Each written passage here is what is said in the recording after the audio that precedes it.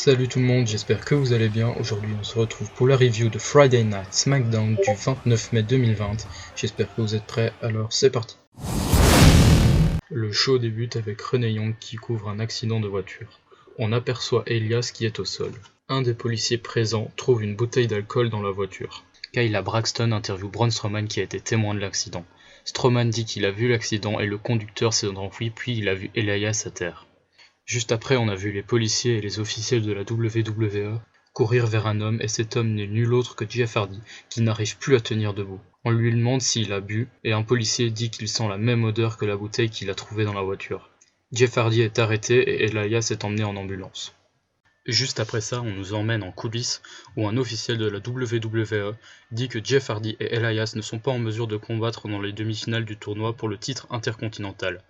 Bryan va proposer de remplacer Hardy et Elias, mais AJ Styles va refuser. Les superstars présentes vont chacune dire que c'est eux qui devraient affronter Daniel Bryan en demi-finale du tournoi. Ce qui va nous amener au premier match de la soirée. Je garde mes commentaires sur ce segment pour la fin de la review. Le premier match de la soirée est un 10-man Battle Royale. Le vainqueur affrontera Daniel Bryan dans le tournoi pour le titre intercontinental. Les participants sont King Corbin, Sheamus, Drew Gulak, Dolph Ziggler, Cesaro, Shinsuke Nakamura, Shorty G, Jey Uso, Grand Metalik et Lince Dorado.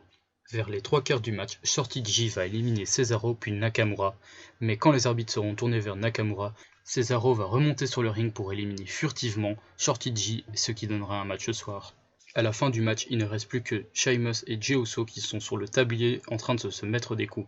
Jey Uso va tenter un super kick mais Sheamus va retenir son pied et le lancer contre le poteau. Puis il fera un drop kick afin de le faire tomber pour la victoire. J'ai bien aimé ce match dans l'ensemble malgré qu'il fut fort brouillon au début. Le match suivant est un 1 contre 1 opposant Lacey Evans contre Sonya Deville. Juste avant le match, on retrouve Sonya Deville dans les coulisses qui nous dit que la semaine dernière, elle a démoli une poupée Barbie dans le genre de Lacey Evans. Mais Lacey arrive derrière elle et la pousse. Evans lui dit qu'elle se revoit dans le ring.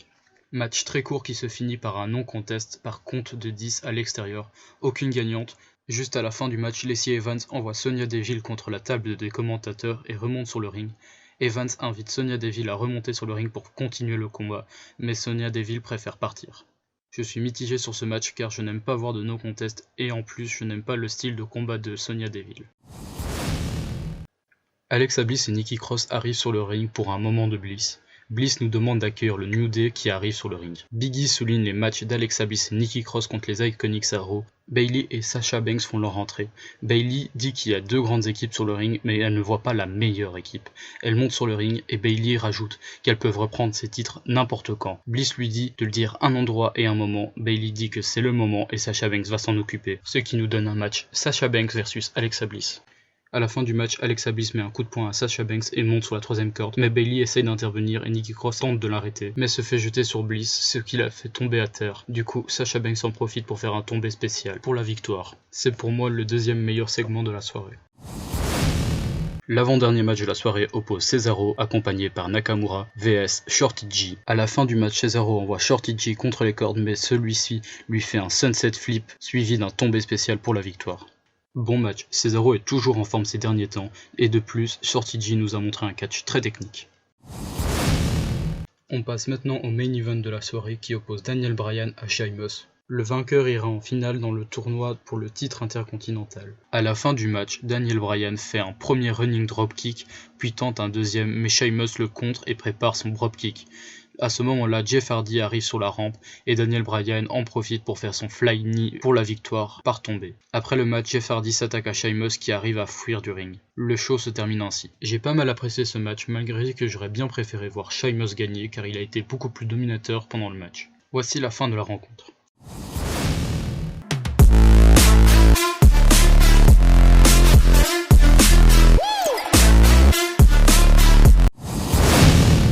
Voici le pire et le meilleur de la soirée. Pour moi, le pire segment de la soirée est celui de l'accident, car en plus d'être long, ils font des références à l'alcool, or qu'on sait tous que Jeff Hardy s'est battu dans sa vie contre ça. Pour moi, le meilleur de la soirée, c'est la confirmation de la venue de Matt Riddle à SmackDown. Voilà, la review de SmackDown est finie, n'oublie pas de t'abonner et d'aller me suivre sur les réseaux sociaux. Peace.